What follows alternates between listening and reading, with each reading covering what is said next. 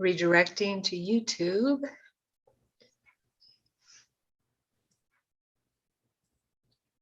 Okay. Let me bring up Zoom. Okay.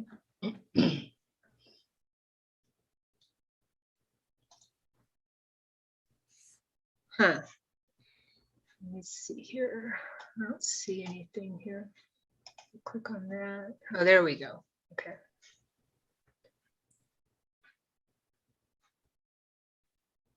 Okay. There we go. Takes a little finagling here. Yeah.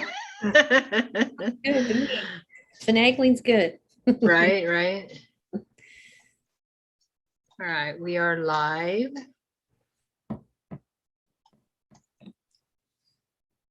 Okay. Oh, why do I hear? Whoops, I need to mute YouTube. All right, because I'm like, why do I hear myself after I'm talking? Oh, the echo maybe. Yeah, totally. Well, YouTube is delayed. So there we go. All right, peeps, we're getting going here. Thanks for being here. Hi, Debbie. Debbie says hi, Sharon and Kendra. Okay. Okay, so here we are. Live with Kendra Jonas. Yay. Yay. Hey, everyone. Thanks for being here. And I'm really excited because we're going to talk to Kendra about her extraterrestrial UFO UAP now experiences.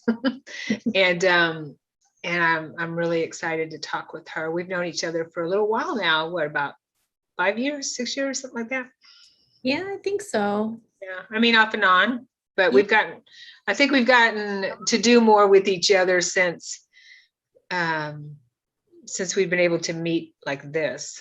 Yeah, it's really been nice. I mean, the lockdowns have many blessings, in disguise, really, I think. Yeah, yeah.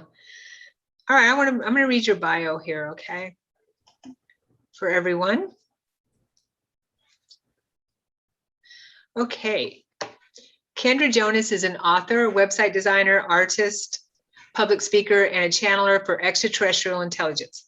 Kendra attributes her interest in higher consciousness and metaphysical realities to her lifetime of encounters with ETs and light beings, one of which gave her the 7 principles of I Am, which became the material for her book entitled The Link. I love your book. Kendra's long journey stems from childhood, which included both physical and non-physical out-of-body encounters with ETs. Kendra participated in the Gray ET Human Hybrid program and had many other experiences that opened her up to becoming a trance channel for a light being named Melody. Her website is www.kendrajonas.com. Okay. Welcome. Thank you, Sharon, for having me. Yeah. It's wonderful to be here. Yay. Yay. Thank you for being here. And thank you for sitting here and chatting with me. Why don't you just start giving us some lowdown on your experiences. Start wherever you want, and and we'll have a chat about it. Okay. Sure. Well, I've been a lifetime experiencer. It started back in childhood, but I didn't really recognize that that's what was happening. I was just kind of a busy kid, active, grew up in a very normal household with a younger brother, mom and dad. And my dad was self-employed, so that was kind of cool because he could be home and, work from home. And I think that's what inspired me to kind of do the same kinds of things, be self-employed. But besides, and I, having the normal childhood, went on to college, did all the right things, that you're supposed to do. I was having this secret life that really became prevalent for me in my 20s. About the age of 22, actually, was when I started to have awareness that I was being contacted. And it was quite frightening for me. It wasn't like, all rosy and happy. And, it was scary because I didn't have a basis for what was going on. these were physical abductions with the grays. That started with one day I was sleeping and I was woken up because I couldn't move. I was paralyzed. And but my eyes were open so I could see across the room, and this being just walks through the wall. He was only about 3 feet tall, had a very large head, big swooping black eyes with no pupil. It was just all black, but very short, about 3.5 feet tall. So that was kind of strange because I've never seen a being that small before. At least I didn't think I'd ever seen that before. So there was something very unfamiliar, but also at the same time, there was something very familiar. It was a very strange feeling, like I could recognize him, but I couldn't really tell where. But he came into the room and he just says, "Hi, we just need a sample from you. It'll just take a moment." And he spoke pretty fast and he kind of flitted around kind of quickly. And then he took out this instrument that was about this long and just took 3 scrapes right below this eye here. And there's still a scar where that was left there. And it hurt. And I said, "Ouch, you're hurting me." And it was this telepathic communication because I couldn't speak words. I was paralyzed. I could see around me. And the only way I could talk to him was through my mind. And he could hear me and he'd answer me back. So there was this telepathic communication going on, which was unusual. You know, we don't have that with people, but we can have it with these ETs. And he said, "Oh, this will just take a moment. We do this all the time. And it won't leave a scar any bigger than one of your chickenpox scars," he says. And he said, we do this all the time, and we just need a sample from you. And I thought that was strange because there was just one being in the room, but he referred to himself as a collective, as we. And I thought that was interesting and unusual because people don't talk like that. We say I if it's just us, right? Or individually. And then, so he just kind of took the little sample and he scooted out and left. And I thought, well, that's weird. How did he know that I had the chicken pox? Because he knows a lot about me, this being that I wasn't sure I knew or recognized, but he knew that because when I was 11 years old, I got chicken pox pretty bad. And I had all these, I had scars on my face from it. I was pretty sick at that time. And he knew that. And it was just very strange. But for some reason, I didn't freak out in that moment. I just sort of thought, well, that's weird. And I laid there for a moment, like that must be a dream. So I went back to sleep after all that. And then, but the next morning I got up to take a shower and I looked in the mirror and there was this red, large, kind of like a boil or not like a pimple because it was very sore and it was big. It was much bigger than like a pimple, but right underneath it was this fleshy scoop that, fresh, where he had taken the sample. And I saw that and I'm like, oh my gosh, that was not a dream. That little guy really was in my room. Who the heck was he? What in the world happened? And I had never heard of ET visits before or any abduction scenarios, nothing like that. So it shook me up. That was sort of necessary to kind of get me to ask questions and to seek. And I say it's necessary because they really wanted to make contact with me and they had to do it in such a way that would get my attention so that I would, be more open because once we start asking questions and having that wonder, that's what kind of allows that, that border to be broken or, so that they can come through so that we can have ongoing contact and things like that. So, so that's kind of where it led me. And then, the visits just kept happening. And it wasn't until, this gal, that I worked with happened to be on break and she was reading, Bud Hopkins' book, The Intruders. And on the cover of that book is the little gray that looked very much like the being that visited me. And I saw her with the cover of that book. And I said, oh my gosh, what are you reading? Because I couldn't believe I saw this same being in my room who she's got on the book. And she starts talking to me about it and says that there's people that are being visited and abducted. And these are the things that are happening. And I thought, oh my gosh, I just blurted out, that's happening to me. I can't believe this. And I told her, and she says, oh no, not you too. like it's been happening to her. So I happened to be working with somebody who was going through that. And that same gal who also was an experiencer, we worked at the same place. She introduced me to what became my future first husband, who I had hybrid children with. And she introduced me to a very good friend who I've known ever since that time. And I still talk to this day after, I don't know, that was 30 years ago, who she was part of a group called PUFOG, Portland UFO Group. Did you happen to know about that, Sharon? When were you in Portland back in the 90s? I'm sorry, I just got a message here that's Oh, concerning. I hope we're still streaming. oh, It says the remote services session ended because the remote computer didn't receive any input from you. I hope we're still streaming. Okay.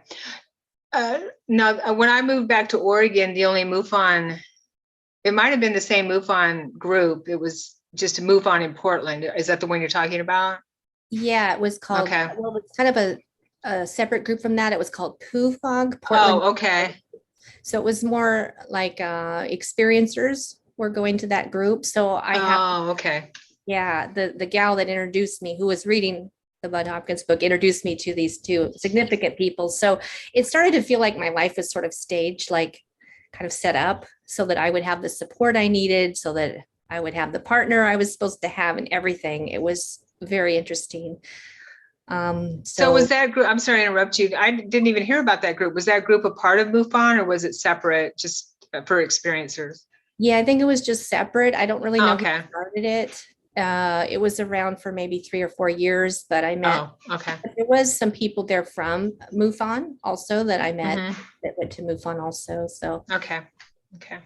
All right, go ahead. Sorry, I no, interrupted not you. at all. No, no, you didn't. Yeah, so that was kind of, that's how that started. And then it kind of led me on my path, and there was no internet back then. This was back in 1991, I believe it was. So no internet, no cell phones. This was kind of a primitive time compared to today. So the only resources I could find were maybe going to the library and finding books, and there wasn't anything at the university library, Yeah. like that. So I felt very alone. I felt like I knew stuff was going on, but there was just not this network capability like we have today, where we can just find others and talk to them. So I was really thankful when I met that friend Sure. who was part of that group, and then from there could meet a few other people, because it's very isolating when you're going through that stuff. People have things in their life that makes them feel different, but Mhm. usually there's a support network for those people, something that exists. But when it's something so strange and you're going through it, it's just like, how am I going to deal with this? So Yeah, it was affecting my life. It was very hard. sure. Um, And plus it's hard to reach out with that kind of information, right? You don't just go say, hey, who's having extraterrestrial experiences? You can say who wants to go, for a hike or something like that, but that's yeah, something that you wouldn't normally be able to reach out to people. Yeah. So do you think that your peeps helped make that meeting happen? yeah, definitely. They helped me find, so that I could have that support. Absolutely. And Yeah. so for that. So if people think they're malicious, I have to disagree. So a lot of people say the grays are bad and stuff. And there probably are some that aren't so good. I believe that it's just like humans, where you have, people that are of service to others and very loving, and then you have others that are more selfish or less evolved. So I think we see that with ETs also. Mhm. But all the grays that visited me were very benevolent. I've been healed by them. I know that they have saved my life a couple of times through surgeries and things that saved me. So, yeah, I feel like they're my family. Yeah, totally. I feel the same way. Because with my experience with the Greys, they've saved my life many times, and I call them my caretakers. As a Mhm. child, they saved me from many experiences where I probably did die. And yeah, Mhm. so I agree with you that there's certain Greys that are not benevolent and are working with, with abductions, actual abductions. And then there's also good grace. Mhm. Yeah. Yeah. Yeah. And I've been fortunate, I haven't met any of the negative gray types. I have experienced some other types though. Once that portal opens and that you have contact, it seems like there's a portal that's opened, and then you have to learn and get tools for setting boundaries and like who's allowed to visit and who isn't. I kind of Right. went through that phase of my learning. Yeah. And that's very challenging because you can get, you can have experiences um, where like less desirable beings, I guess. And some of them were in the reptilian types. But what I learned is that when we vibrate higher, which we do, when we vibrate and we're of service to others, when we come from a place of love in our heart and we want to do good in the world, we have the final say in who visits us and what happens and how to create manifestations for ourselves. So I really learned that. I learned that through these relationships with the ETs and the various types of ETs. I learned what I will allow and what I won't. And it really works. It's very empowering to know that, we get to have the final say in what happens to us. And I learned that through my experiences. A lot of people, I don't think, really understand that. I think a lot of people are taught that life happens to us or happens to them, and that they're just sort of the bystander and witnessing stuff. But really, we have the ability to take charge and influence things a lot more than we realize. Yeah, I agree. Would you agree that, or if I could get your thoughts on the fact that perhaps experiences like yours and other people's who have had extraterrestrial experiences of contact, they've been contacted or taken aboard ships and things like that, and maybe they feel against their will. What are your thoughts on that was an agreement that perhaps they made before they were born for their life here? What do you think about that? Yeah, I used to ask that a lot when I was seeking too. I would say, ask, why have you picked me? What's going on? And it wasn't like from a victim perspective. It was just like, I really want to know why me and why this? Why is this happening? And I did come to the understanding that it truly was my choice as a soul, contract. And if somebody were to ask me right now, if you could do something to help humanity, if you could help humanity evolve and be more spiritual, more awakened, more advanced in good ways than we are right now. I mean, in a heartbeat, I would say, absolutely, I'm on board. That's who I am. Yeah. So I know I chose that path. And I know that I incarnated here for that reason. And, but the human self doesn't make that connection oftentimes. And the human self is like, oh my God, I'm being taken. I'm paralyzed. This isn't fair. What are they doing with that skin sample? I didn't give you permission, and all that stuff. But that's because we've forgotten the contract that we have. And I even had one experience where I was taken to a military base, and this was a good guy. I mean, it wasn't a bad experience. And this was before there were cell phones. It was interesting because there was this like plexiglass or something between me and the soldier that was on the other side, commander. I don't know who he was.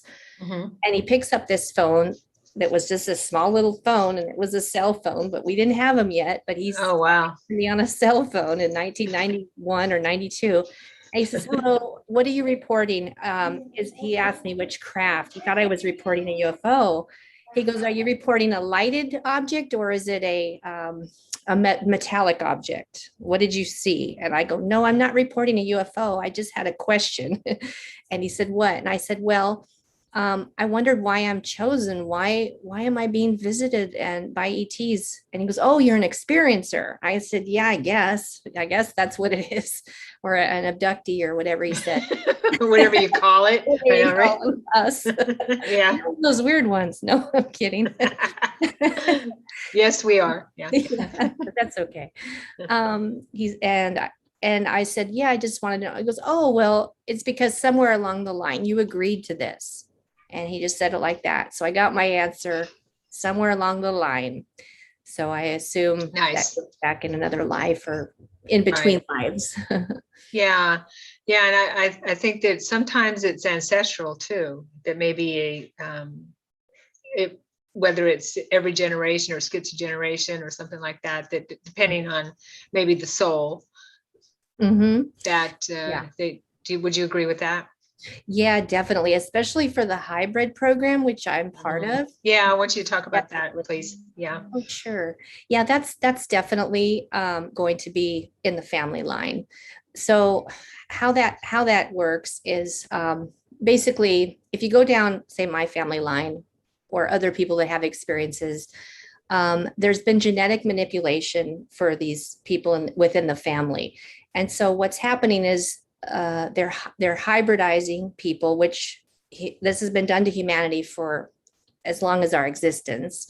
If we go back into history and anthropology, we can see that there's a missing link, that people evolved way faster than what was natural selection. Everybody, that's aware of this knows that there's something that happened that's very unusual. And there's been extraterrestrial genetics that have been infiltrated into our genetics going way, way back. But what happens is that in certain families, more of that has been happening. So they take the genetics of a family member, they enhance it by, taking maybe the pregnant mom and doing some manipulation with her offspring or her ovum or something like that. Or they visit the children and they do some genetic alterations at that point. So there's a lot that they're doing with genetically with certain families. And so the reason they're doing that is so that when the child comes and incarnates into that body, their soul has the right vibration to the body that's a match.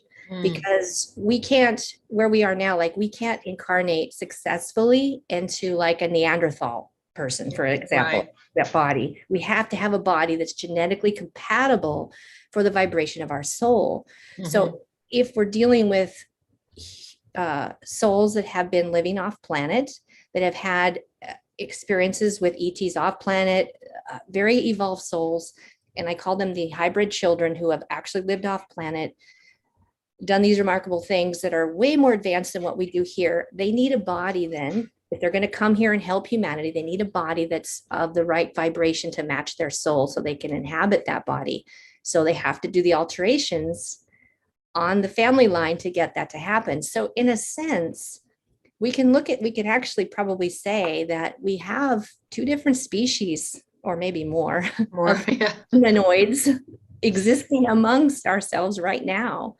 Hybrid people are here, and some are aware that they're a hybrid and some are just coming to that awareness or not yet. But eventually, I think that people that are having this will start to understand that that's why they're having visits. That's why they're, having all these ascension symptoms and things that are happening, is because they're coming to their memory or the realization that their star family is waking them up and saying, oh, we're related. We're here to help you with your mission and to get that I love that. That makes total sense about the bodies, because I've heard a few times that there are not enough bodies for souls that want to come to this planet, especially during this time with what's going on with the planet, the transformation and the shift with the planet.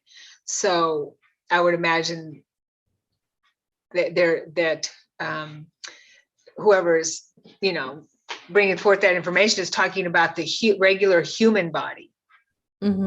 Right. Yeah. And so that makes so much sense what you're saying about how we would need a hybrid type of body, or a body that is ramped up, is able to take on more light in higher frequencies than the normal human body. I love that. Yeah. Yeah, they have to be a match. And a lot of times we'll get these upgrades too along the way. So it doesn't maybe always happen only with like when we're born and that there's manipulation there, but I think that there's some manipulation all along the way too. Because as our soul expands and grows and we vibrate higher as a soul, then again, our body, once again, needs those upgrades too. And so I've had many, many of those upgrades too. And I think a lot of experiencers have health issues that are pretty serious sometimes because that upgrade isn't matching, like our soul's evolving and upgrading. It's like, okay, but the body's not keeping up. So they got to come and do alterations with the body to get it, to match. And I had that happen, and followed by illness, or, illness along those lines where things just weren't quite matching up until they finally then caught up. And then I kind of healed and went through a healing process. So, right. So your body caught up with the light you're holding, maybe. Yeah, it needed some work, that's for sure. Kendra, can you share some of your experiences with the hybrid program? I remember listening to you on your interview, which is a really amazing interview with Yannick, and where you shared being, holding one of your children, I think it was. And so can you share some experiences with that, please? Sure. Yeah. So a lot of the visits that happened with the Grays, I was taken on board a craft a lot of times, and there were lots of children there. They were they were what I call hybrid children. So they were part of us and part of the ETs. They might have, some of them I think were also mixed with lots of ET races, or just, I don't know what planets, or, what mix they were, but there was just a lot of these beautiful children. Because some of them, had more of the black swooping eyes like the Grays, but they had hair and, maybe thinner hair like blonde hair. Some of them just had these sparkling, beautiful blue eyes. Some of them had dark hair. But they all had kind of spindly bodies, were smaller, more frail. They didn't have a lot of body fat and things, or muscle tone like humans have. So they look very different. And they also had just this beautiful intelligence. I mean, just superior, like little 3-year-old children just were like encyclopedias, just super, but not like book smart, but just aware of how the universe works, and how, that time is an illusion. And they were educators to me, as an adult person. These little kids were teaching me stuff. But also I was there to teach them stuff. Like how to get up and walk in some cases.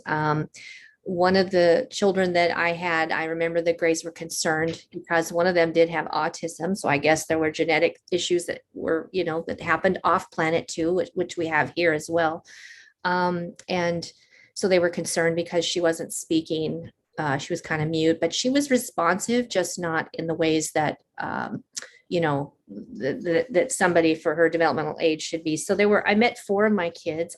There were 3 girls and a boy. And it was the boy that they kept having me visit repeatedly. So I developed a very close bond with him. I only saw the other 3 children like one time. I don't remember having more contact with the daughters for some reason, but they just kept bringing this boy to me, and I was just falling in love because, oh my gosh, it's your child. And every time you see them, you learn more about them. And it wasn't just my kids they were showing me, but I was also in groups with other people, where there were lots of kids. So I was learning that they weren't raised by like mom and dad, like we have here.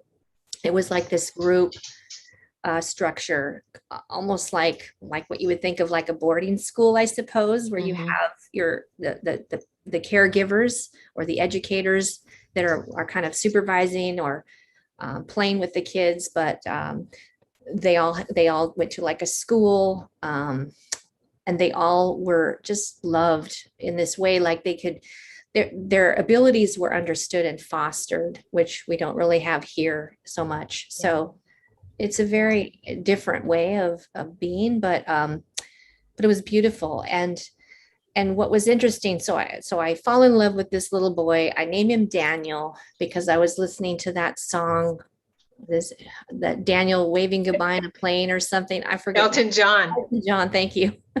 Yeah. Yeah. It's so funny. When I heard that, I almost fell off my chair when I was listening to your interview, because that's what I named my hybrid child as well. Wow. That is so cool.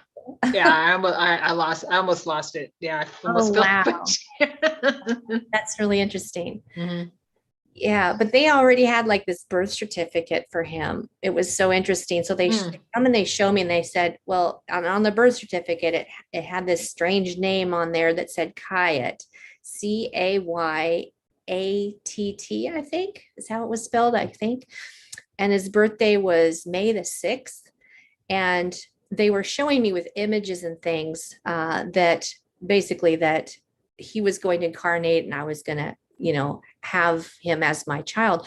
But it wasn't, I didn't get it back then. When they were trying to explain this to me, I didn't understand the message. I was like, it was confusing, but I journaled it. And so years later now I look back and I go, that's what they were trying to tell me. 3 years after that, the visits with him stopped. He was about Hear 8. that, folks? That's why it's always important to look back at your journals.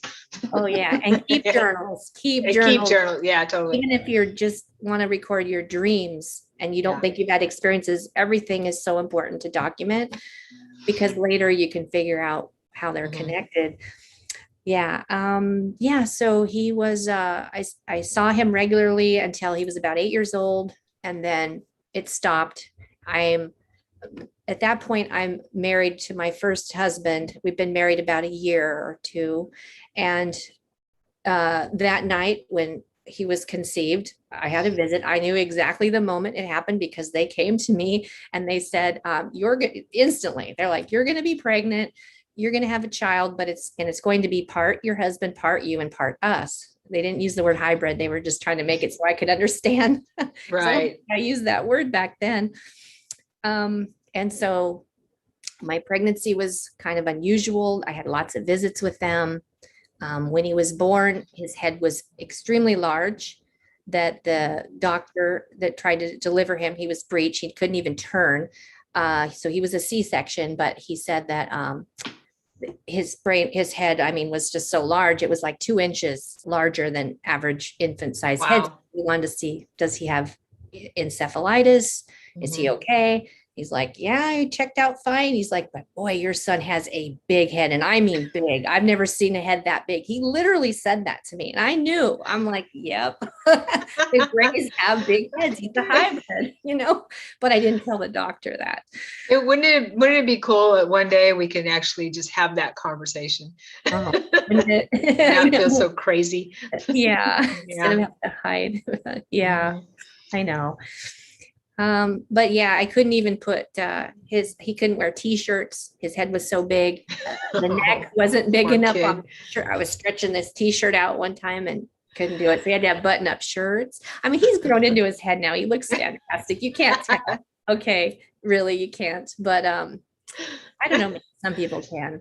But anyway, his abilities and the things that came through that he brought here with him from having life off planet with the Greys for up to 8 years.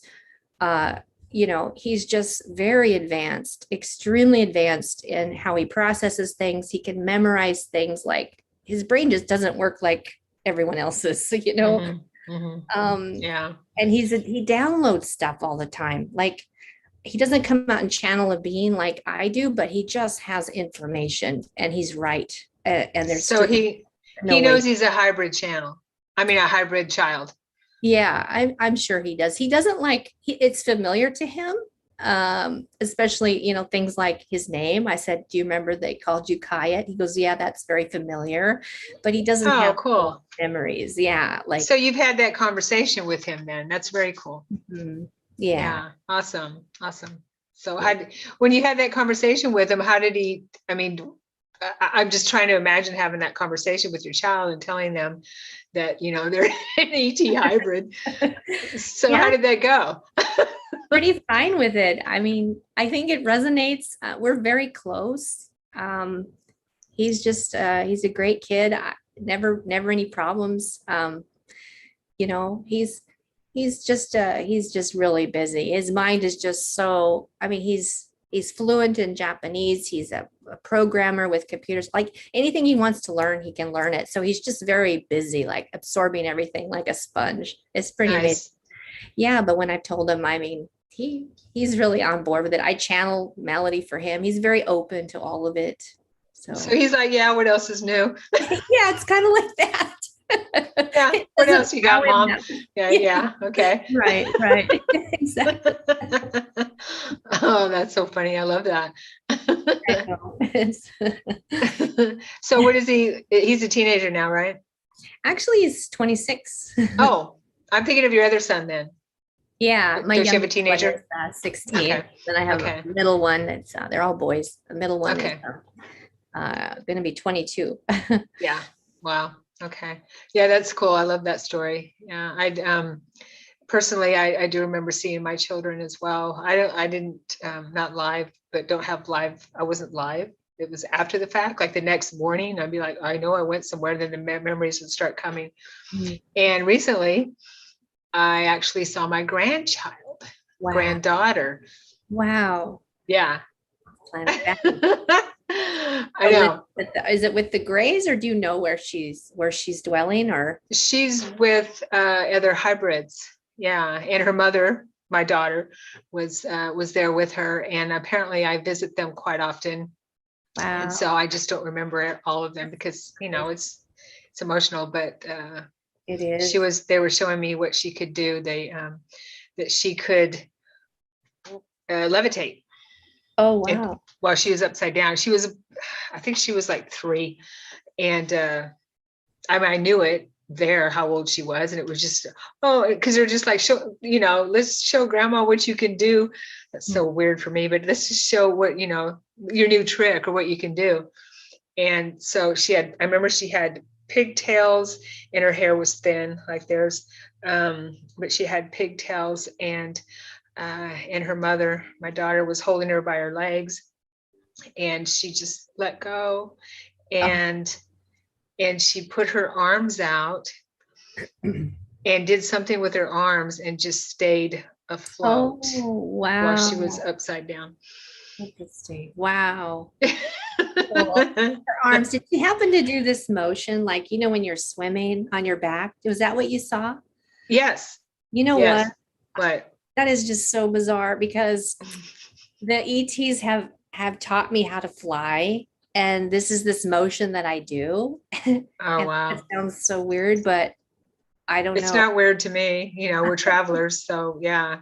Yeah. Yeah, that's what she was doing. That's Oh my exactly what gosh. she was doing. I've never heard anyone else talk about that. I mean, I've heard of, out of body experiences. I've had those too, but whenever I describe that, where, I move when I want to go up higher, I just move my arms like you're swimming. Yeah. And then after a while, I don't know, after I get going or something, I could stop doing that and just use my mind to go, okay, I want to go here. I want to go here. But the ETs taught me it. It wasn't like it was just this innate thing. So I just find that fascinating that the granddaughter's doing that too. Yeah. So hopefully I don't know where the ship or where I went, whether it's underground, whether it's on the planet. But it was something that I visit often, I felt, and there was actually a swimming pool there and it was a very nice layout wherever I was. But there was a lot of people around, just like you said, like a community kind of thing, and people, and I remember that too about my experiences, is that with the children, that it's a community thing where people are in contact with the children all the time. The beings are. Mm-hmm. Yeah. Yeah. That's one thing that my son, my oldest hybrid son, he's so drawn to the Japanese culture, and he went as an exchange student a couple years ago. Is fluent in Japanese. He has all these Japanese friends that he socializes with, on Zoom and stuff. And it's because that culture is so much more of a community culture. They are more what's the collective, than what American culture is like. We're very individualized in America and, all about kind of chasing the American dream. But apparently, because he's been in that culture, and he says, in Japanese, it's very different in Japan. They're very much about what's good for the whole. And that attracts him because that's how the Greys are, and lots of ET races are, is they really are all about what's good for the whole. And they have a hive mentality, which is a beautiful thing. I mean, some people think, oh, you'll lose your individuality if you have this hive mentality, but that's not true.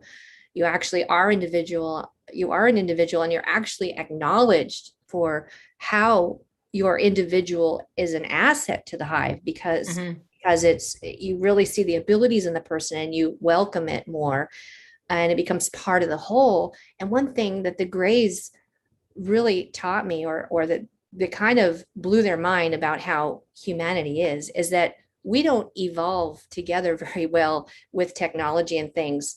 The people that are, the technocrats or the capitalists, they have the technology, but they don't share it. They don't share the formulas, the scientific advancements. They just, take advantage of the consumers or the little guys and hold back the ability for us to move forward. Like they hold back our ability to have free energy, the cure for cancer and other diseases and all this stuff. And one time, just to give an example, this is kind of a dumb example, but this really happened to me. So one time I was cleaning out the refrigerator, and I went grocery shopping. It was just me and my first husband at that time. And so I'm throwing out some old food or something. And because stuff was going bad. And so they visited me that night, and the Grays came and they said, why did you throw away that food? What were you doing? And I said, well, and they showed me this picture of me, and they were exaggerating it, like throwing out a gallon of milk and tomatoes and a head of lettuce. And they're showing me throwing away. And I said, I wasn't that bad. I threw away some things, but not that much stuff. And they go, well, you shouldn't be doing that. They said, you have the technology on your planet. You have, as the microscope has been invented, you could actually look to see if that stuff was really contaminated if you use science correctly, because you have the ability to do that, but you don't do that. Oh, so they were wow. making the point, a silly example, but they have the technology and we're not applying it to our everyday life to make our lives better. Yeah. We're pretty wasteful. Yes. We're very wasteful. Yeah, totally. And That's one of my pet peeves, is throwing away food. And, I'm sure I always attribute it to maybe starving in another lifetime, that type of thing. But, they're probably giving me that message too, I would imagine, because it's really wasteful if we don't. is. I mean, Yeah. there's just no reason why we're kind of like living the way we are, where the haves and the have-nots. There's just such a difference when in reality, there's plenty of food for everybody. The whole Mother Earth is so abundant. There's no reason for, I mean, there's enough blackberries that don't get picked, in Oregon along highways that could feed a bunch of people. Or just for example, I mean, there's Mother Earth produces nonstop. And yet we're sitting here like throwing away food and not knowing if something's spoiled or okay to eat, and just tossing it just in case, and that kind of thing. So, and all the portions at restaurants that get thrown out every day. Oh, totally. Totally. So that makes me think of back to the extraterrestrials. What's your thoughts on the Orion Wars and, the school of thought in a lot of the people I listen to, and my memories too, is that, and studying the law of one too kind of speaks to this as well, where the draconian reptilians came to our galaxy, and then we trying to take over the galaxy, basically, because that's who they are. And then a war began for I feel it began before that with the Lyrans. But what do you think about that, about the war, who won, where our planet ended up? What do you think about that? Yeah, well, I don't study a lot of galactic history. All I can go by is like my own experiences or memories. And I have a memory of living off planet with the Syrians. We're on the planet Sirius. I think there's 2 planets that were interchangeable. I think we kind of hop back and forth, like, going from one country to another type of thing. They were a much more advanced civilization than we are now on the Earth. much more, speaking of resources, much more resourceful, much more tied to the Mother Earth and everything. A lot of Native American people that incarnated here were from that same planet because they brought a lot of those traditions and sacredness about the earth and protecting it from that time, because a war did break out from the Orions or the reptilians. They did go and basically chase them out of there. So a lot of people are Syrians. They fled from there and did come to the earth, or they incarnated here to try to get away.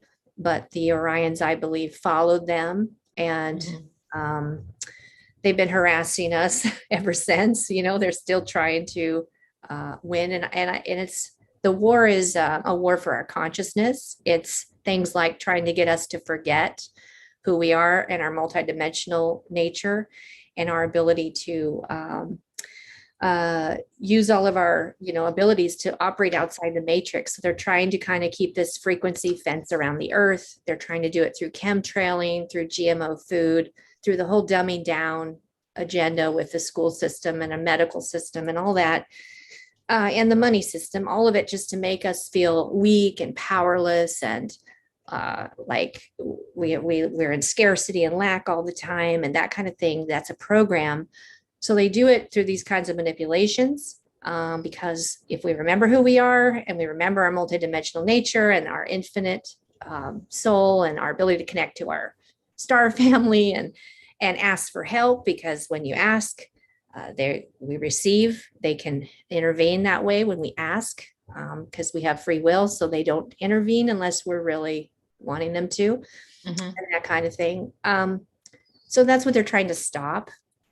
I don't think that it's a blow up kind of war, like, nuclear war is something going on, although there might be some of that in space. I don't know. But down here, it is a fight for our consciousness and our level of vibration. They want to keep us lower.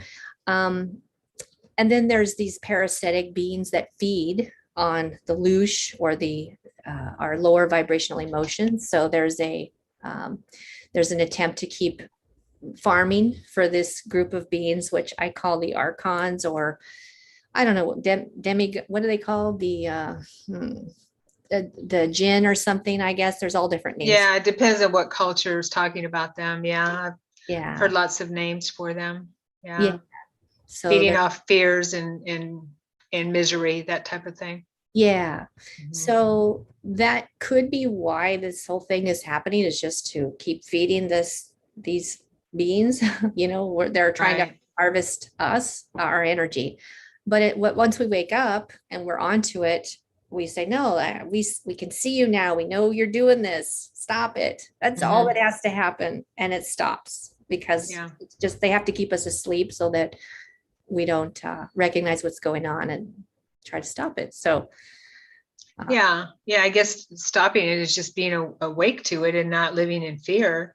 And it doesn't mean that we don't have fears once in a while, but not staying in that vibration, right?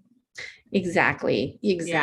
Yeah. Fear is totally. the number one thing that they want to keep us in. But and you're right. I mean, we're all going to have that. We're human. I mean, there's going to be stuff that scares the crap out of us, Right. I mean, for some people, they're afraid of COVID right now. Other people are afraid of what the government's doing. So, there's fear on both ends of that. That's kind of, coming through a lot of people. But what the key is, when you transcend that, when you experience it, feel it, and you're like, okay, well, how can I become more empowered by it? What am I learning from it? Then the fear takes the back seat, and now you've stepped a bit outside of it. And so it's actually a really good healing time right now for people to go through that.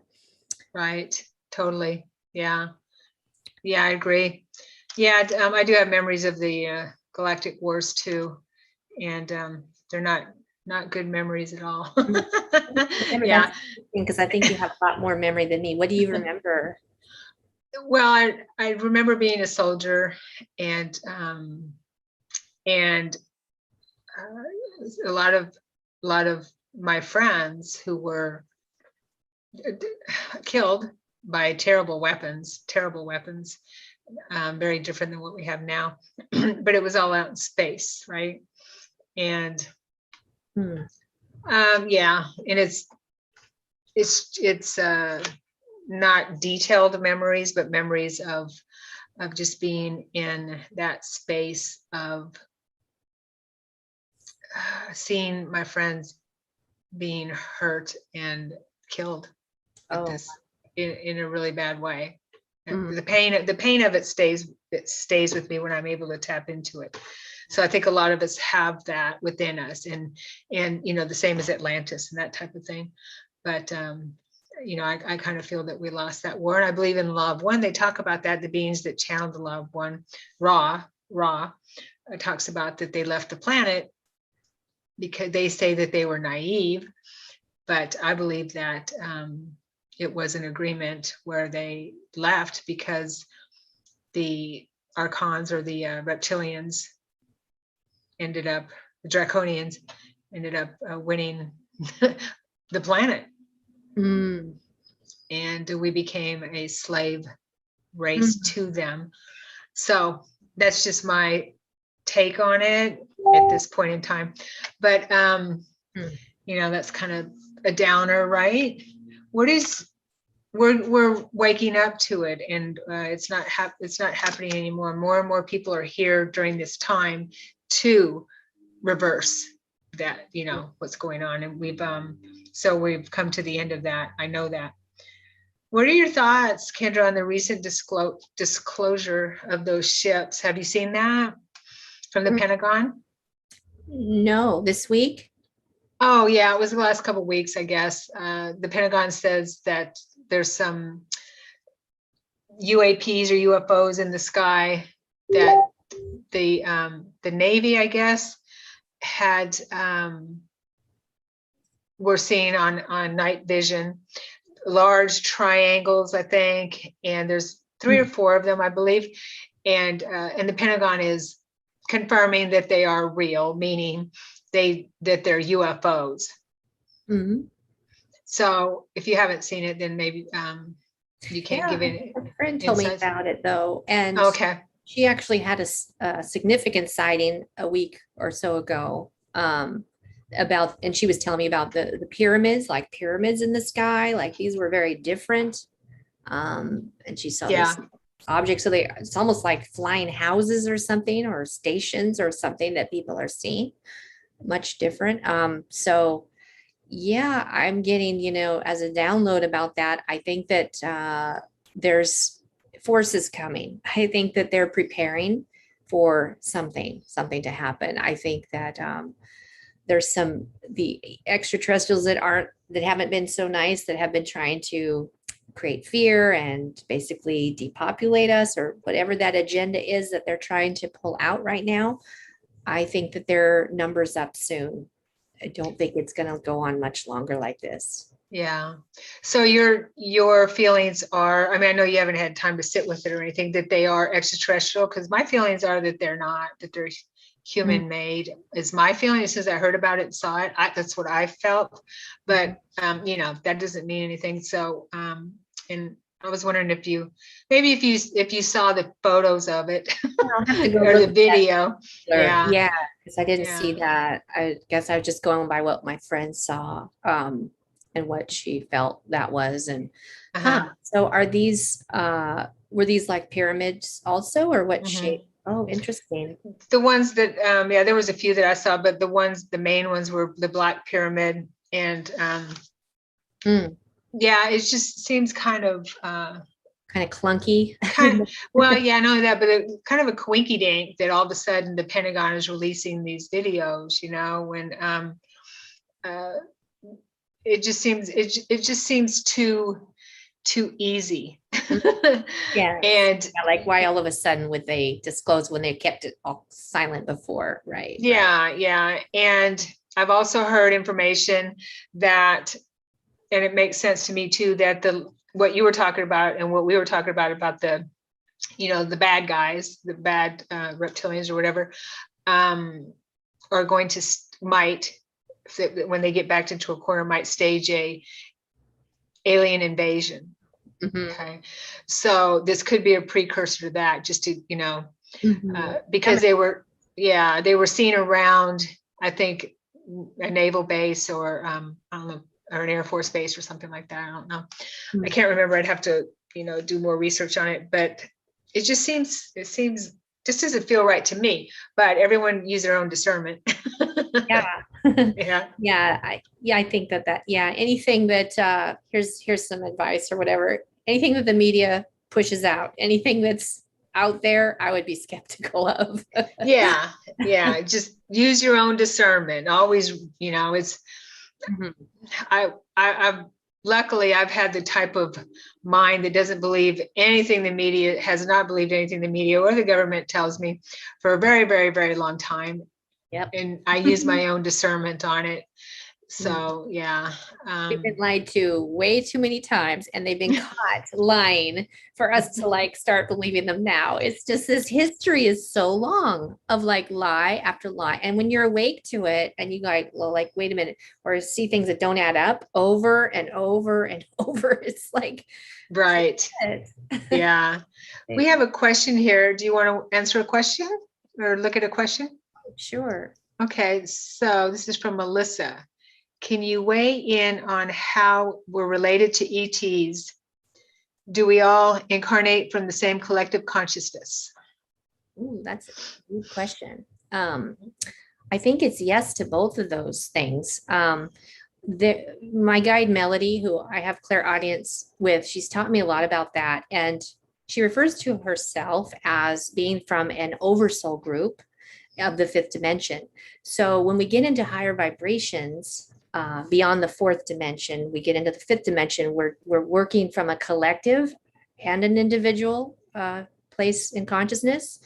So there is an oversoul, and then so how I see it is sort of like you have this one entity or one life force, we could call it source or God or whatever it is that you want to call it, where all things stem from. And then from there, there's like cell division. So it branches off into these shoots or these other structures, which are oversouls. And from there, you have branches off. So sort of like a family tree, I guess, but on a soul level of a family tree. And then you have these subdivisions, and then that cell or that soul divides, and you have sub souls that come from that. And so we have what we call our soul family.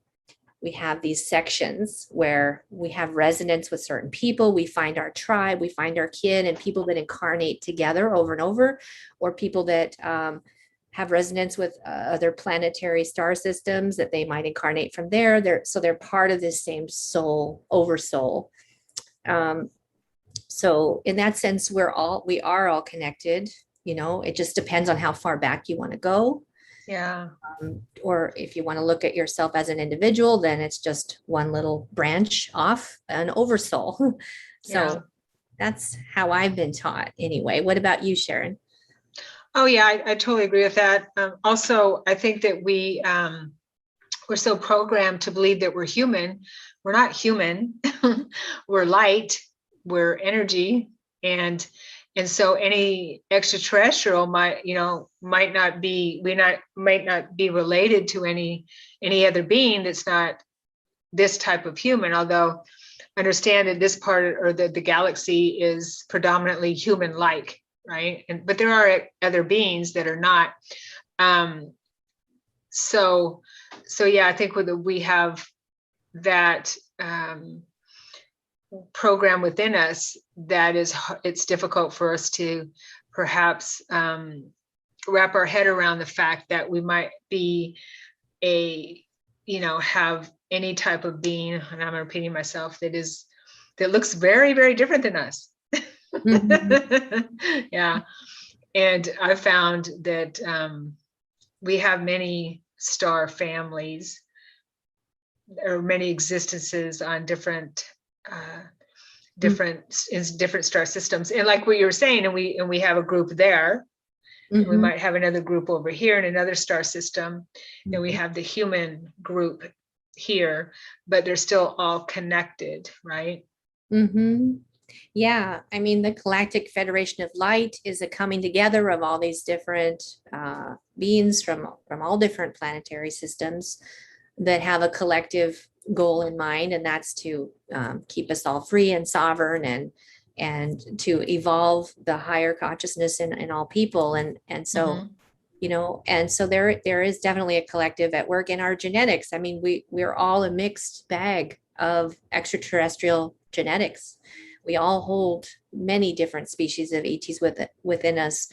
Um, some have speculated that there's at least 22 different races that is made up of what humanity is. And then from there, we have these hybrid people too that even have more of the genetics added to that. So we're all just this beautiful hodgepodge of ET. Nice. Yeah, yeah, totally. Totally. Do you so you have memory of being in Sirius? Do you have any now when you answer my questions, I'm going to put my screen off because my video off because I'm going to move to a place where the sun isn't in my eyes, but I'm still here. Do you have memory of existences in other star systems than Sirius? No, I have really sound memories though, or strong memories of incarnations on the Earth planet. I have had 5 lives on the Earth, and when I first got here from Sirius, when I first chose to incarnate here with the intention to help humanity evolve, there was a lot of stickiness at first because basically there was this forgetfulness, and I sort of lost touch with my mission and what I was doing here.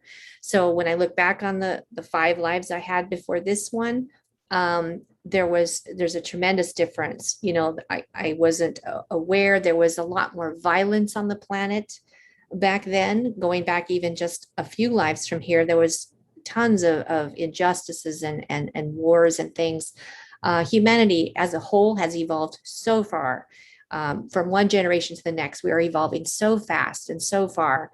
We're a much more peaceful species or race of beings, humanity as a collective, than what we were. And the media keeps trying to make it sound like there's more violence and all this horrible stuff that's happening. But in actuality, if you compare it to like medieval times or going back to other times, we are a much more humane race of beings than we've ever been.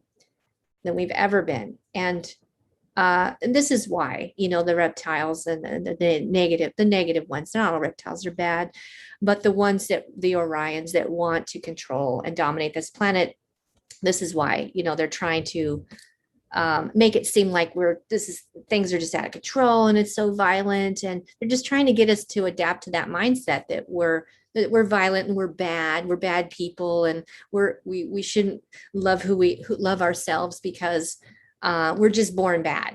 This is the idea that the program they're trying to get us to believe. But actually, humanity humanity itself is a high vibrating, super powerful, multidimensional type of consciousness, that we have something that is so profound and beautiful that we can evolve right out of here. We can leave this lower third dimensional density in a heartbeat just by being aware of who we are and how powerful we are, that we don't have to be programmed to think otherwise. We just have to like tap into that heart chakra, that knowingness. And then it's like, oh, that's right. I don't have to be afraid. I'm infinite. I'm eternal. So what, what's the worst that's going to happen? Oh, I might die. Oh, okay. I'll just be out of my body. I'll be in a lighter body, a better place, for example. Or, gosh, the coronavirus might destroy me or my family. I mean, there's things that people are worried about. And, we can just ride through that and be like, okay, well, how can I then live for the moment? How can I make this now the best it can be? If I live in fear and the what ifs, then I've wasted all this time worrying. Why not just be like, okay, so we're on lockdown. Oh, I'm going to like pick up my guitar, or I'm going to do something that I love, that I'm passionate about. And I'm going to, maybe change my career or do something different. So these are opportunities right now that I think people are running with. I've Yeah. seen a lot of people starting businesses and doing things that they've always put off that they're starting to do now. And it's like, this is good. Right. Yeah. Yeah, I agree. It's been my experience going back to ETs that they're very curious about the extraterrestrials that I work with. They're very curious about why we do things, our emotions, our emotional body, all that kind of thing, and how we go through our day. The mundane stuff to us. They're like what you were saying, why are you throwing away food? Why did you let that person do, not let, but why did you do this, or why did you do that? That kind of thing. And it's not judgment, it's just trying to understand. I've found, because with my conversations with them that I remember, trying to understand what it's like to be human. Yeah. Do you have any experiences like that, Kendra? Oh yeah. A lot of times I'm just thinking like where they would come and just kind of study. There'd be a lot of psychological testing. And looking back on that, I'm not 100% sure if it's because they didn't understand us, or were they just opening up opportunity for me to learn more about myself, or the human part of us, by them even asking these questions. So, I mean, just as an example, I mean, this one memory sticks out, or this, so they put you in a dream state and they observe what choices you make during your dream. And so they had, one of the scenarios was they start out with this little child is chasing me and he's stabbing me with a knife. And I'm like, oh my gosh, I got to stop this kid. And they want to know, to what degree do I stop him? Do I stab him back with a knife, or do I just try to, stop him? And then, so he was trying to stab me, and then he ends up getting hurt. And then the mother in me kicks in, and I'm like, oh my gosh, he's hurt. I need to help this little boy now. So it wasn't about, fighting him to the death because he was trying to kill me. I was trying to protect myself and then trying to save him. So this scenario happened. So they have this scene to see what will I do?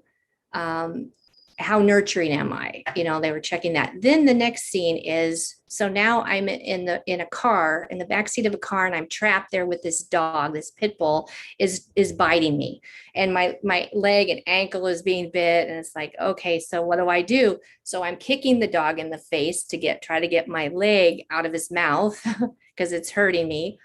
But then when the dog stops, I feel terrible that I've kicked the dog, So then I'm nurturing once again, and I'm like, okay, so they're testing all of this to see when do humans fight and when do humans rescue? What is this all about? So then the next scene is a tree. So I'm threatened in all these ways. I'm threatened for my life for this child that's trying to stab me. The dog is trying to kill me, and then this tree, or no, it was a pole, this telephone pole just falls right in the middle in front of me and just about hits me in the head and just missed me by that much. And this fall, and I go, oh my gosh. But they thought it was interesting that I didn't say to the pole, or I didn't try to do anything to the pole, like hit the pole or chop it up and get angry at the pole. Instead, I'm like, oh, thank God I wasn't hurt. We look to a higher power when it's an inanimate object, but we don't do that when it's a human or an animal. We think look to the animal or the human as having the fault. We don't look outside of that. So they were kind of pointing out to me how to them that was interesting, Oh, so that is interesting, how they were pointing out how humans don't think of inanimate objects as having a consciousness. Thank you. Like an animal or a person. Yes, That's very telling. I love that. Yeah, and you just dotted the I for me, because I wasn't sure I even understood that, but now you've said exactly what it was that they were trying to understand or point out to us. So yeah. Wow.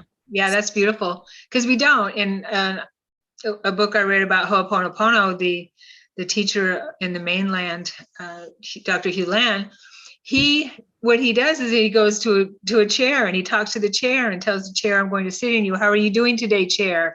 You know, how are you feeling? And listening to the chair, that kind of thing, and creating a relationship with the chair before he sits down in the chair. You know, and now I've always done that and understood with a house, where that house has spirit. There's a house spirit, right? And going into a house, well, especially a new house or one that I don't live in, but you don't think of it maybe with other inanimate objects, and he was doing this in places that he hadn't been before, and I'm sure he does it in his own home too. But that's very interesting. I love that. It was very strange. All these years I was like, what, they're trying to study something, or they're trying to point out something and hope that I get it eventually. And you just helped me kind of figure that piece out, because I was like, I know it's important, but what is it? So yeah. And like, I don't know, because we get very sensitive to energies as we go through this process, right? Like I can go into a house now and just really feel, I can feel, you know, what went on in the house, the people that lived in it, different parts of the room. I can just pick up on that. And like you were talking about, you know, trees and houses are, you know, houses are made of trees. So I think they absorb that energy really well. And then we can pick it up, and spirits that might live there and things like that. So I just never thought about like talking to a chair or, but you know, how are the ETs walking through walls? How are they doing things like that? They somehow have a relationship with what we call a physical object. They understand it as energy, which is malleable and pliable. It's not really physical. So if we see everything as energy, which it is, then everything would have consciousness too, because that's what energy is. So it has to have consciousness. Right, totally. And they know how to manipulate the matrix, you know, the energetic matrix and all that. Do you have any memories that of them taking you out of your room and walking through a wall, or going through a wall? Because I do too. Yeah. Yeah, that's very bizarre. Or sometimes it's like you just go through it. Other times it's like it turns into this long hallway that goes into the craft. And so the two realities merge.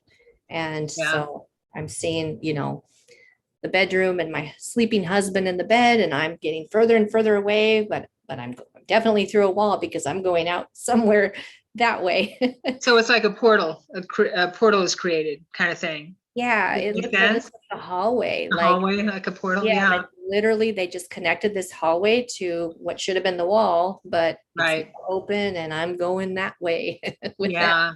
Yeah, I remember one time, very clear memory of a human male was in my room, and I knew him, very close to him, knew him.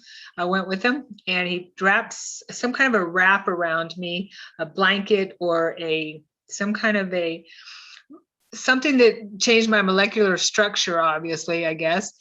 And we both went through the wall, and he had me wrapped in this Star Trek blanket, and we went straight through the wall of my bedroom and was outside. Yeah, it was very crazy. That's interesting. Yeah. In one of my memories, I remember being on this craft with an ET, and there was this mirror, and he had me look at myself in the mirror, and he handed me this object that looked like a small gun type device with a cord attached to it, very small, about the size of my hand. And he told me to point it at my face in the mirror and pull the trigger. And I said, no, I'm not going to shoot myself. I didn't know what he wanted me to do. And he says, no, it's time to go home now. You need to do this so you can go back home. So I did. And next thing I know, I was brought back. So I thought that was a strange way. I don't know what the mirror was, but that's kind of interesting. You had to shoot at the mirror or shoot yourself in? No, at the mirror of me. At the mirror, okay. Yeah, so I was opening up something to get me to leave where I was and go back, but then I have no memory of going. But I did have a regressive hypnosis of another incident where I had a surgery done where 3 ETs took me, and they took the skin off the bridge of my nose because they said there was a skin cancer there. I had really bad sore after they did that. That was about 5 years ago, I think. And when I was under hypnosis, because I had missing time. So usually I remember everything, but that experience I did not remember. I looked at my phone, it was like 2:20, had to get up and go pee at night, did that, and my nose was really sore. And I look in the mirror and I'm like, wow. And there was this big red thing. And I knew something happened because I didn't go to bed like that. And it was massively like this Mm. scoop type of thing. Mhm. And so I was thirsty. I went downstairs to get a drink of water and it was like 4:20. And I go, wait a minute. I just looked at my phone. It was 2:20 and now it's 4:20. Um, and I have a bad sore on my nose. And so I knew something happened, but I couldn't remember. And so I have a friend who's a hypnotherapist. I called him and he came over that Friday after that happened and he regressed me. And when I was regressed, it was the trauma of being taken. And I mean, the physical, not that I was, well, I guess I was scared, but it happened so fast, just like something jerking you right out of bed, just Mm. so fast.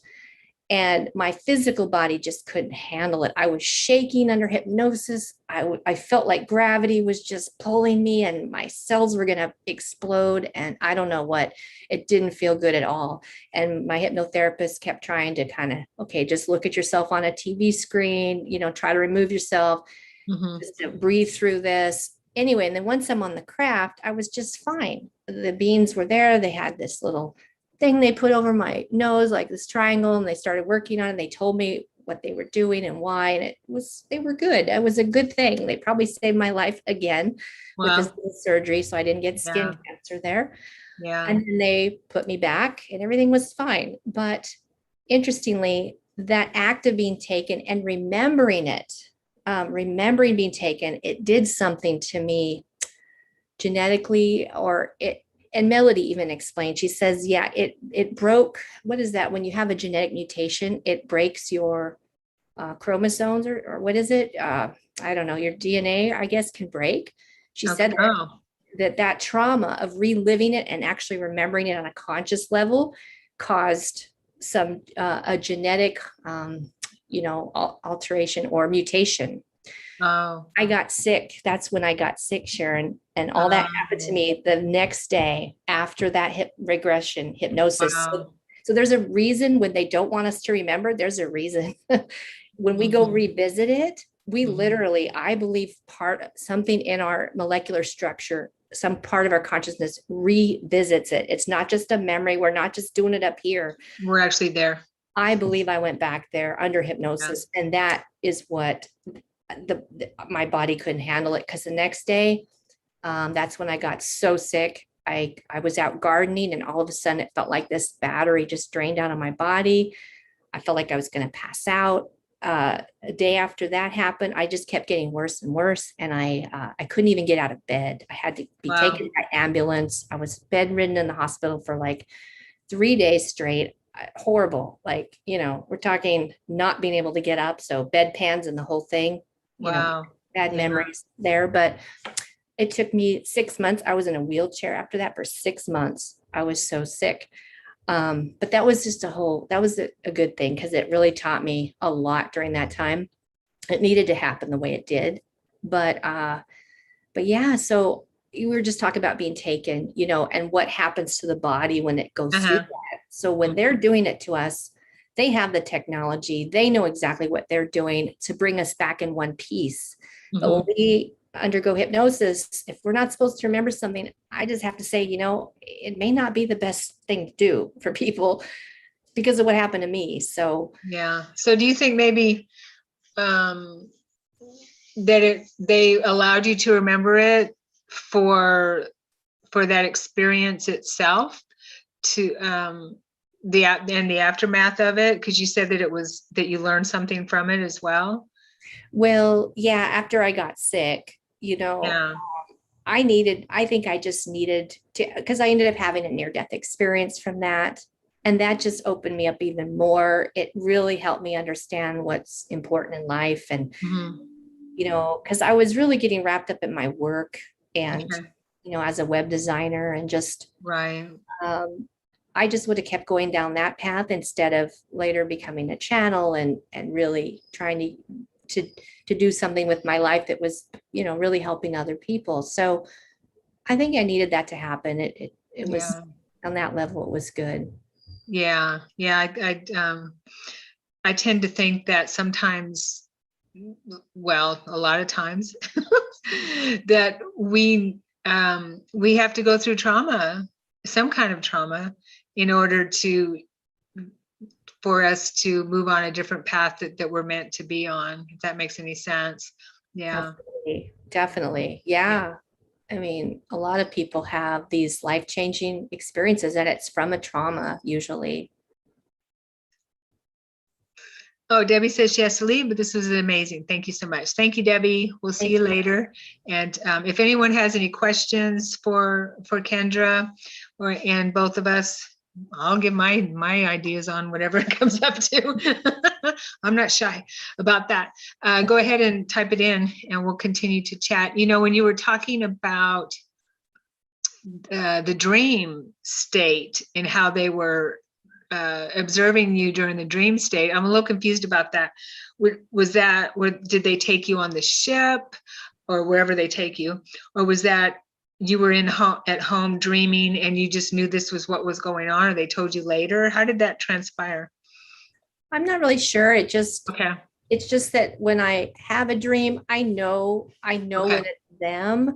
Right. Very, very different. So it's like they send the pictures, they do the thing, and then they watch and observe what you're going to do. Because when we're in our dream state, we're very true to ourselves, like we will do exactly what we would do in a situation. We don't have that. We're just open, Facade.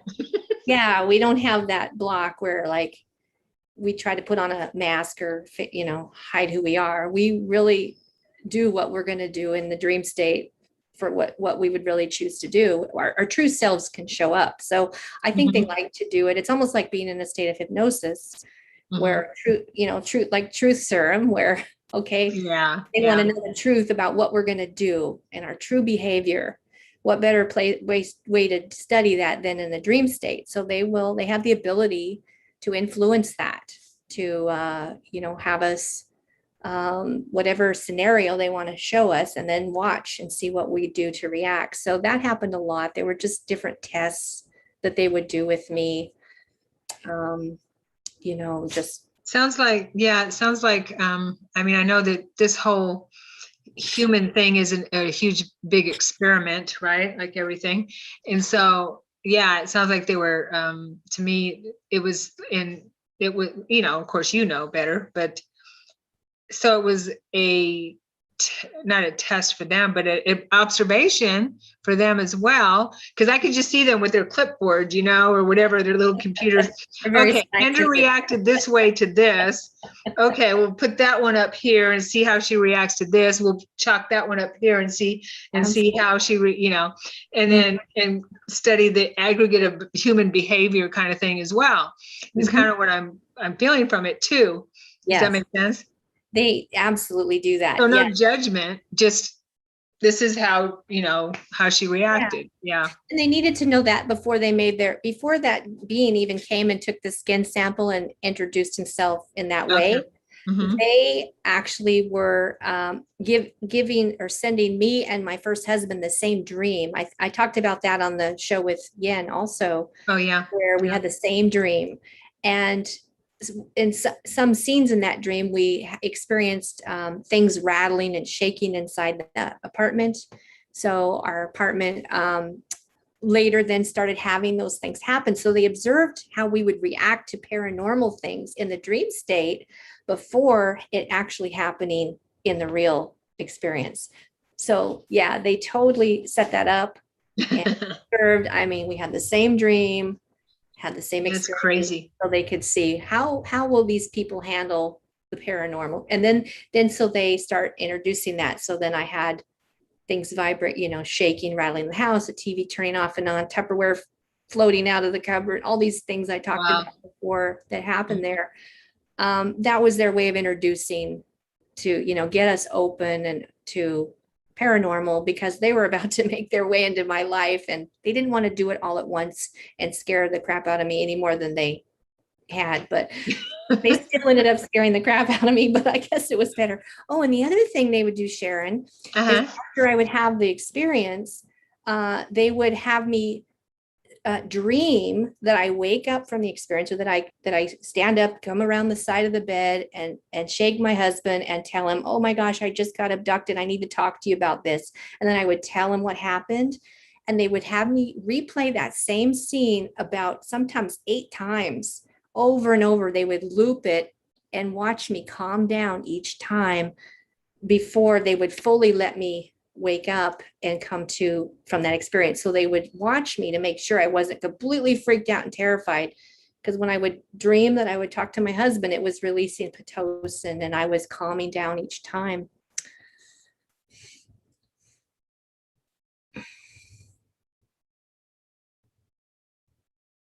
I think she disappeared. There you are. Oh, you're getting your headset. Yeah. Sorry about that. In the chat. Keep going. Yeah. Oh, no problem.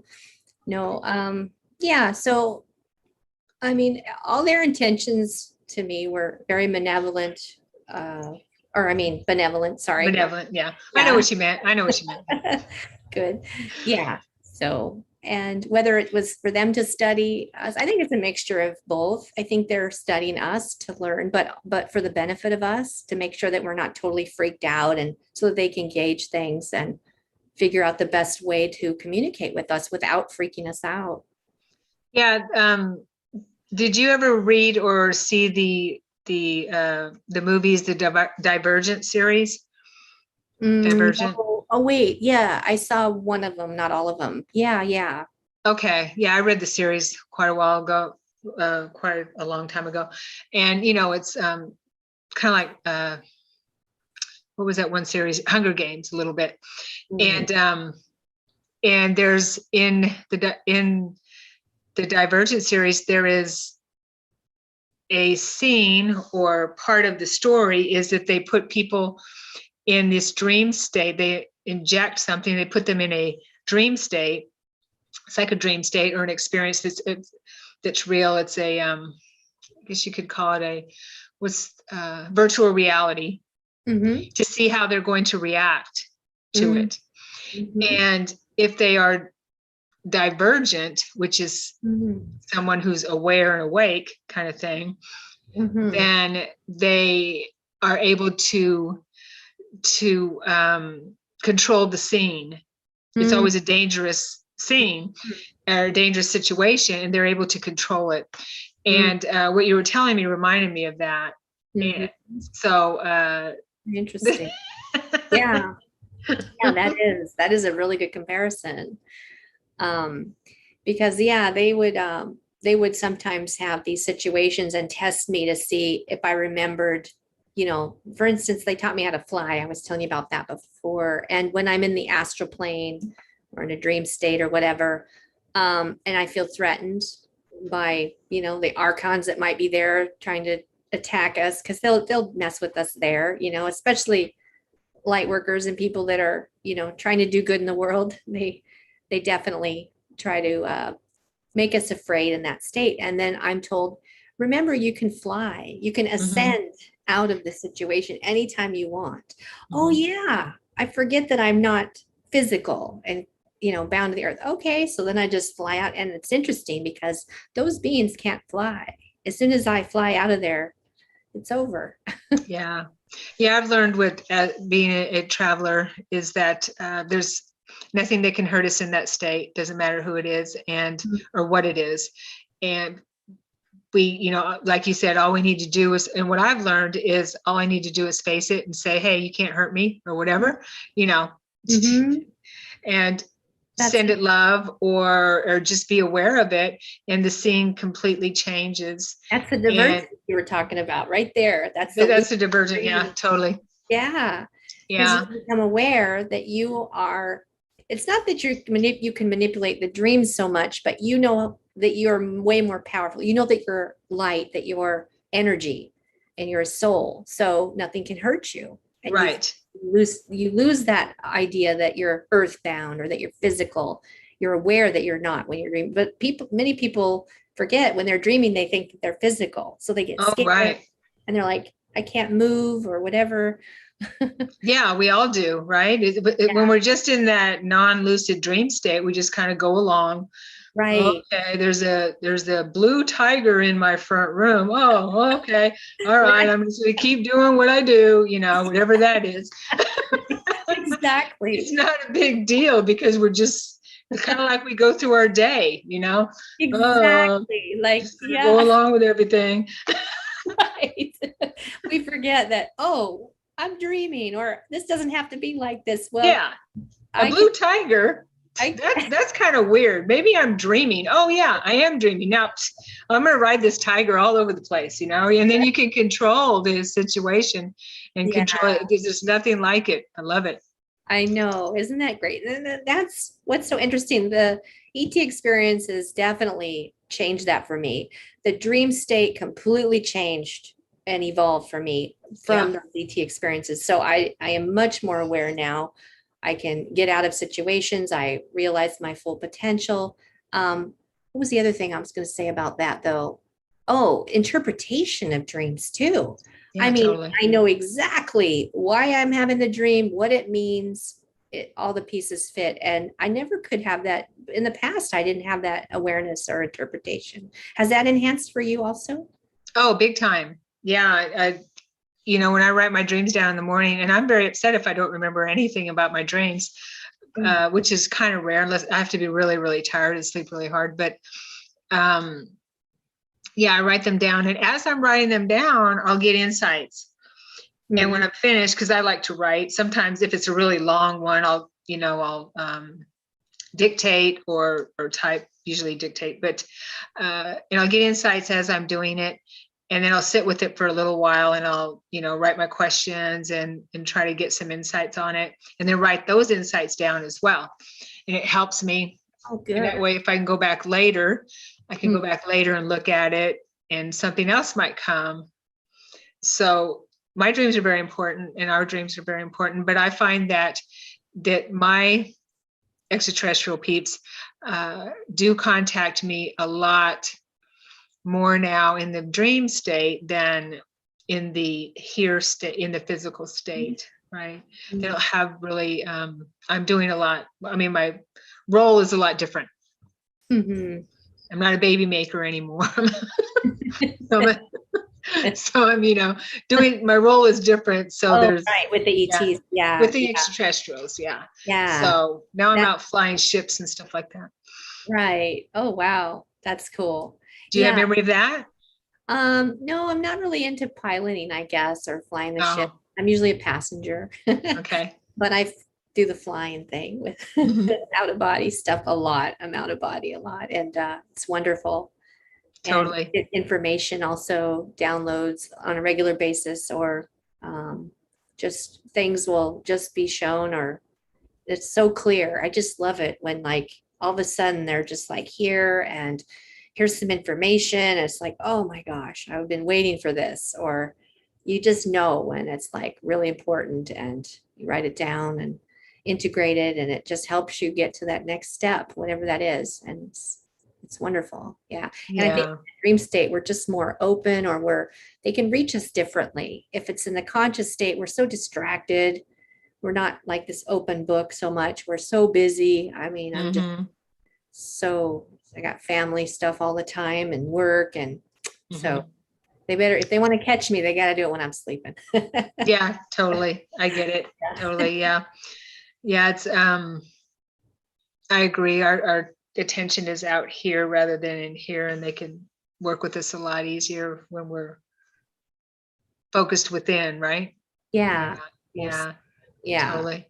So yeah, we're about to wrap it up here in a little bit. I don't see any new questions. So I guess we're answering questions for everyone as we talk. That's good. So let's maybe to wrap it up a little bit here. Good guys and bad guys when it comes to ETs. Okay. I'll give my opinion and then you can give yours. How's that? Is that okay? Okay. Yeah. I believe that there are more good extraterrestrials with our planet now than there are bad, or meaning negative and positive. I believe there are more benevolent extraterrestrials that are helping humanity now and want to be here and to help us than ever before. Mhm.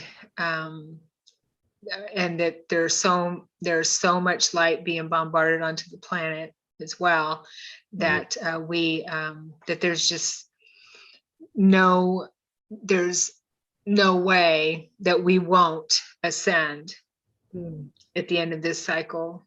Mhm. What are your thoughts on that? Yeah, I absolutely think the same exact as you. I mean, we're on an ascension timeline. We incarnated here for this reason.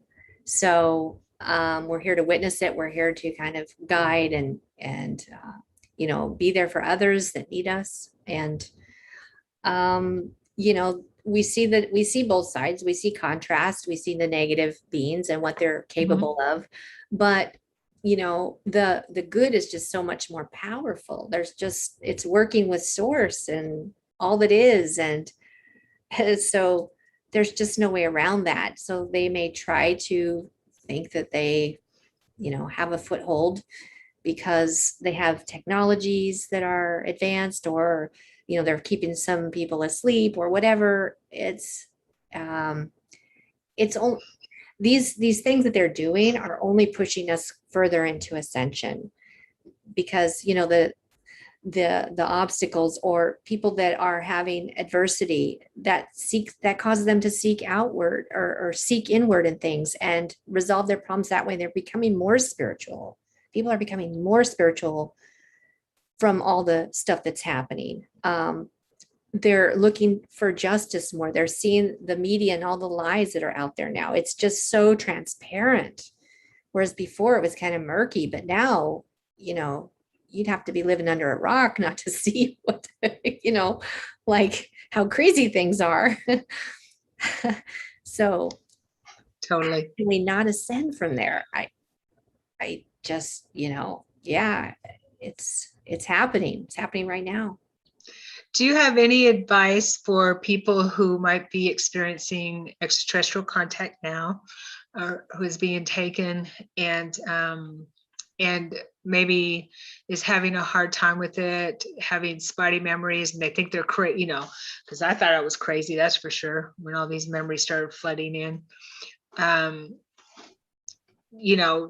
might think they're crazy, or that they're losing it and they're making it up, or anything like that. Right. Yeah, no, you're not crazy. You're not crazy at all. There are people just like you that are going through stuff. And my advice would be to seek out people that you can talk to, because a lot of times, we'll be in our families won't understand, because if they're not going through it, and that's how it is a lot of times, we'll be like the black sheep of the family, or the one that's going through it, but our family doesn't understand, or our partner may not understand, but there is somebody that will understand. And I would just keep saying, just keep asking to find those people that are out there, because it really does help to have that support. I think we all need that. And just know you're not alone. You're not crazy. If it makes you feel better, whoever's watching this, I thought the same thing, Sharon, like where you're like, it's not really that I thought that I was crazy, but it was so traumatic at first that I ended up with PTSD and severe anxiety disorder from that. It was getting very hard to do my job and to feel okay, because it was so confusing at first. So I sought out a therapist who was a psychiatric nurse practitioner of probably, I think was doing it 30 years or something at that time. She'd been doing a long time, very experienced. And she said, Kendra, because I finally had to open up to her. She wondered why I had such bad PTSD. She says, were you in the military, in a war? What happened to you? Yeah. She didn't diagnose me with any other mental illness. PTSD is from a traumatic event, a real event, not a fantasy, not schizophrenia, nothing like that. So, and I've had a very functional life, good marriage, kids, great business life, nothing that I've been very functional in spite of the traumas of being taken over and Yeah. over again. I didn't lose my mind. I'm still here. And so it's made me stronger. It's made me a better person. I have learned so much wonderful things from these ETs. It's just been the way about it may not be as the way we want it. We want to just be able to sit down with them and have coffee and just like, what can you teach me, guys? I mean, let's make this easy, but Right. that's not Right. how it works. Yeah. This is a whole other species of being that lives in a whole other dimension, another planet. So we can't expect them to have the same emotional connections that we have or intelligence we have that way. So they have to have some way of connecting to us to get us to communicate with us that's not going to be the way we want it or think it should be. But that doesn't mean it's bad. Just because we don't understand it or it's foreign doesn't mean it's bad. Sometimes things that are new, that are unfamiliar, are the best things that can happen to us. Yeah. Beautiful. Yeah. Okay. So I think we'll wrap it up, unless you have anything else you'd like to add, Kendra.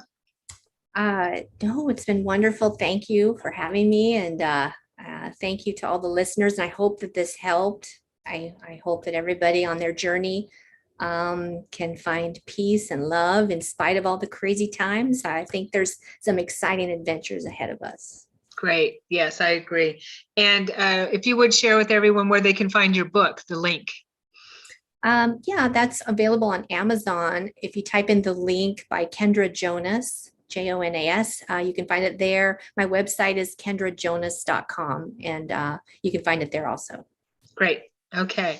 All right. Well, thank you everyone for being here and watching. And thank you, Kendra, for chatting with me once more. It's always amazing to talk with you and chat with you and learn so much about you. Oh, even more. Well, thank you, Karen. It's so wonderful. Thank you for having your YouTube channel to bring more exposure to things like this. Yes. Okay. All righty. All right. Good night, everyone. And thank you, Kendra. And don't go away. We'll chat for a second. I'm going to close out now. Okay. Yay. As soon as I figure out how to do it. Oh, there we go. Okay.